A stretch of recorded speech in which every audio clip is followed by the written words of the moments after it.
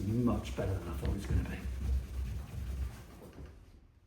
Right, I'm going to show you this. So £20 purchase from an antique shop in Scotland. I was filming, did all my filming for the BBC, and then just before I was leaving, I clocked this and I actually couldn't believe my eyes, because from a distance, it looked like a big chunk of green jade. Come and have a look at this. It's a fascinating thing.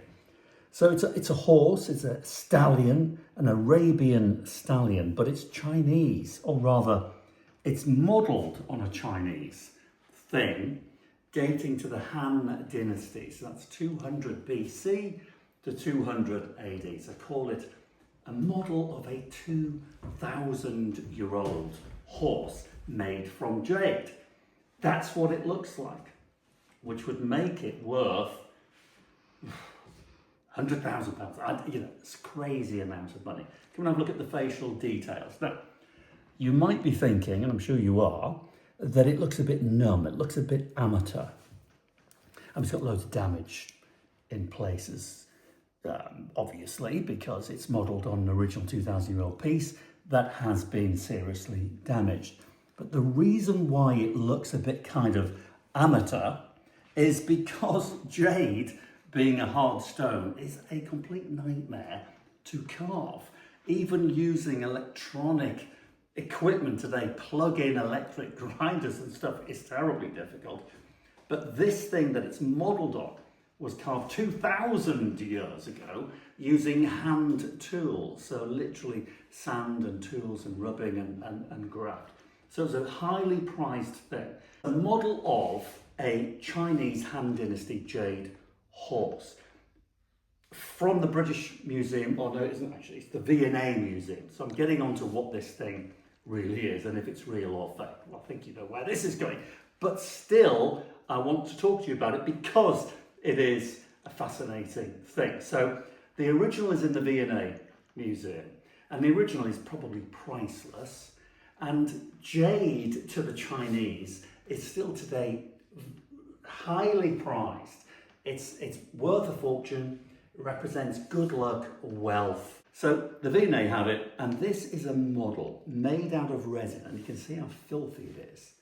Absolutely manky. So I'm going to clean it now and show you how to clean this thing up. Made out of resin by a company called Authentication Sculpture. Now this is an American firm set up in 1952. I think they went out of business in about 2009, making very good, faithful replicas of original pieces in museums. So the British Museum, the Victoria and Albert Museum, perfect examples. And it's stamped V&A. So this thing was sold from the V&A Museum at some point, likely in the late part of the 20th century, for several hundreds of pounds. You could only buy it from the V&A. So I paid 20 quid for it, which is absolutely bonkers.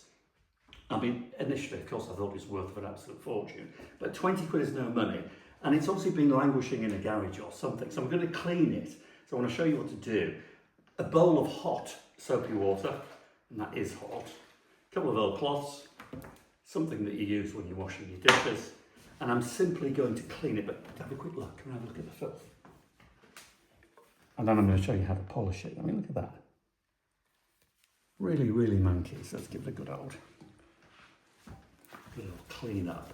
And then really what I want to do is show you how a £20 purchase, which is no money, cleaned up in the right environment, any environment really, your living room, my hallway, how a £20 purchase can look absolutely fantastic. So although you can, and I'm sure some of you do, spend fortunes on artwork, there's nothing wrong in doing that, you can as well get away with paying no money for something to look absolutely rock and roll in your house. So bear with me, let me give it a quick scrub up, bring it to life. Something very satisfying.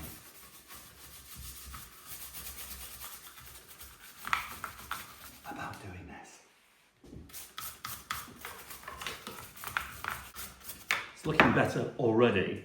And obviously the original, if you want to go to the V&A and see it, you will see it's been smashed, it's been dropped, it's been chipped, because it's had 2,000 years of manhandling and probably being stolen several times, a couple of thousand years ago, traded, bartered, maybe even buried with a very rich person for several hundreds of years now. Which is the way the Chinese would bury very rich relatives with jade, because jade was, in some cases, worth more than gold. That's how highly prized it was. And in Chinese culture, even today, you would give a gift of jade for a newborn baby boy. Always has to be a boy. If it's a boy and you've got the money, you're a relative, you give them a gift of jade. That's how prized it is. You can see why.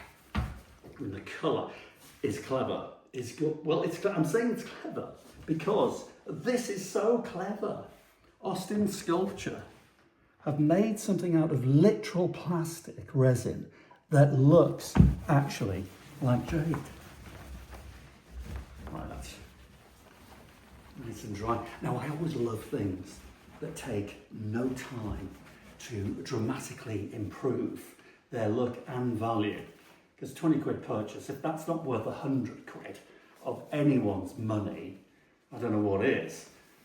I don't know whether you can buy this in the V&A today, but if you could, it's going to be what, 500 quid, I guess? That's good value for money. Right, dry as a bone. Now, clear wax, it's got to be beeswax. I'm just going to put it on my hands, I think, the fingers. So you don't want any silicone in here. Just give it a nice light coating. Oily hands. I think using your hands is always much better. Get into all the little crevices. And it's kind of tactile. I always prefer to do it this way. So the silicone, you see, if you used a cheap silicone wax polish for furniture, which you shouldn't use ever because it's horrible, could bloom, it kind of blooms with heat, and you get this white residue. But this is proper beeswax, traditional furniture polish, which you can use on leather as well, at metal, pewter, iron, anything. It's just like a wonder product, and it smells delicious. Right, that's on.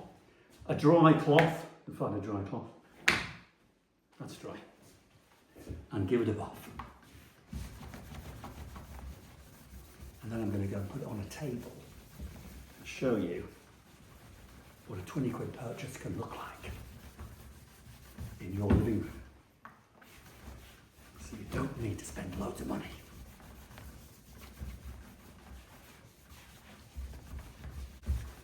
Kind of is lovely. It brings I was going to call it jade. I'm sort of convincing myself that it's jade. It's so good. This company was so good, specialising in working with museums, top-end museums all around the world, creating these replicas of priceless antiquities. I mean, that is looking fantastic.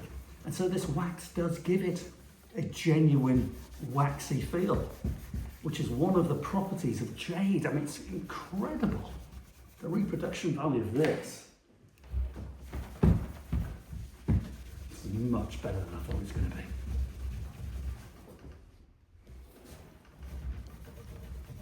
I'm going to put a little bit of wax on the base. It's a wooden base, just a tiny little highlight.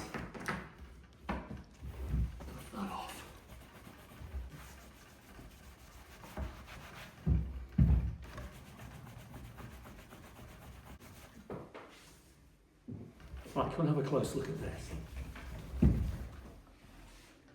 Look at the waxy detail. You can see the colour variations now I keep wanting to call it jade, in what looks like jade. So there's the markings. Clean that up a bit. V&A and the factory stamp Austin Sculpture. That is seriously good. Right, let's see what it looks like in situ. So I'm just going to show you this under the light, just to get a better look at that. Look at that, you can see, feel the texture now in the, what really does look like jade. Keep remembering this is 20 quid. Right, put it in position next to an 18th, 19th century Chinese tulip vase. I think that looks fabulous.